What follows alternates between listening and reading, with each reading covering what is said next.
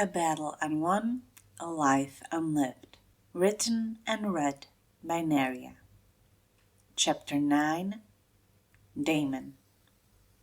As Daemon stared at his brother's ship depart for King's Landing, he could not help but think of the evening before. It had certainly been surreal.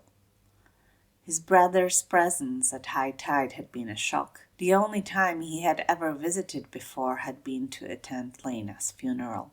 To see him there with Laena and their son at his side, Daemon shook his head to get rid of the thought. He had not seen his brother since he had left the table in the evening, the royal family's departure made hastily after a loud argument between his brother and his wife. The Kinslayer would not get to claim a dragon for a few years yet. Never, if Daemon had anything to do about it. The encounter with his niece had been disconcerting, to say the least. He could not recall her as much as speaking to him before, and yet she had now given him a shy kiss and confusing words. He certainly did not feel favored. Laena's arms embraced him from behind, her head coming to rest against his back. "What troubles you, husband?" He turned in her arms and held her to himself. "Just a dark dream. It matters not." Her hold on him tightened. "I think it does matter when it troubles you so."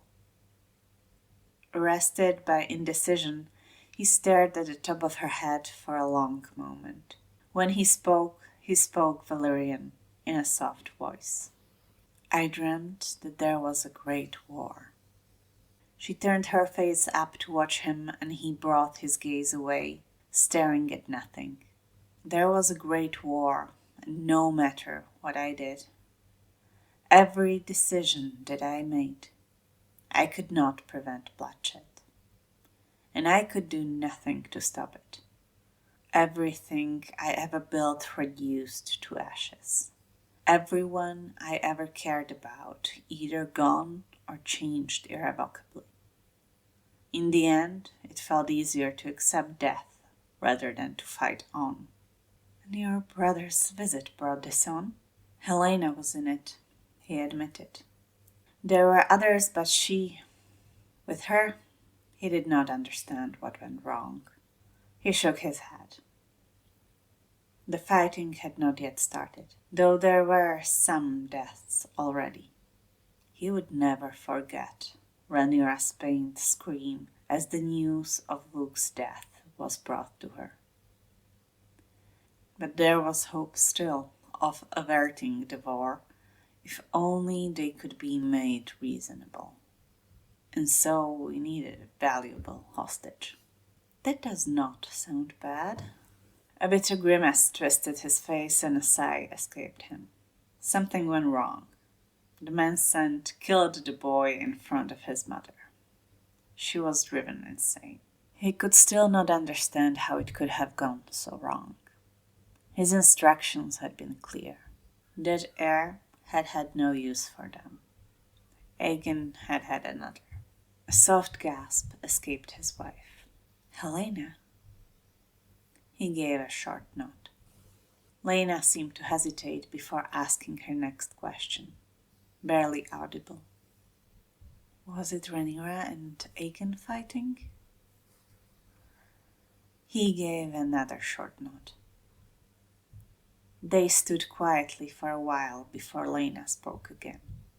"Everyone you cared about was dead or changed. What about me and our children?" He thought of Bela left to defend Dragonstone alone, and of Rhaena sent off to the Whale. He took a tremulous breath and turned to look into her eyes to reassure himself. "You were dead. The children scattered beyond my reach." Her eyes were pained, and he framed her face in his hands. "It will not happen, Laena. I swear to you I will not let it happen." It was not desperation that colored his voice. It was not.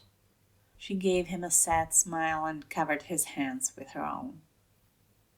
"I thought it was just a dream that did not matter." "I was a fool. At the great council your father gathered his fleet and I gathered an army to support my brother. It was a show of strength. We would never have fought, not even for a throne. We are one blood, the blood of old Valyria, the only pieces of it left in the whole wide world. I thought a show of strength would be enough. But I underestimated the hate between Rhaenyra and her siblings. The Hightower spawn have no understanding of what the blood of the dragon means. I am no longer sure even Rhaenyra knows its meaning. A pack of starving wolves held more affection for each other than his brother's children did. You do not have to accept the post your brother offered you. He sighed, dropped his hands, and turned away from her to return to the window. I have to if I want to change anything. He would do his best to keep as many dragons as possible away from the fighting, to reduce the damage wrought to the small folk. But to keep dragons away, Daemon would need to gather as many loyal dragon riders to himself as possible. It was good that 5 dragons were present on Driftmark already. Laena's Vagar secured. Laena would surely follow his lead and Rhaenys could be reasoned with. He suppressed a smile. Indeed, it was good that they were on Driftmark. You do not have to come with me to King's Landing. She came to stand beside him, a slight smile playing along her lips as she rolled her eyes at him. I have to if I want to change anything. She let out a slight sigh. I will have to convince my mother to join us as well. We will need her support. He smiled at her and winked. I think her grandchildren will be incentive enough. As loath as he was to leave his wife, there were matters to attend to if they were to depart Driftmark soon, and so he went in search of his good brother. He found him in his chambers, ready to depart, dressed for a flight.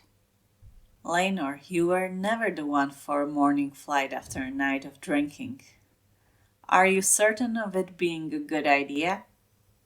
Laenor gave him an unhappy grimace in response. The king was right. Rhaenyra should have been informed, if not of your return, then of the fact that they meant to claim a dragon on Dragonstone without her knowledge. These are not news I would put to paper.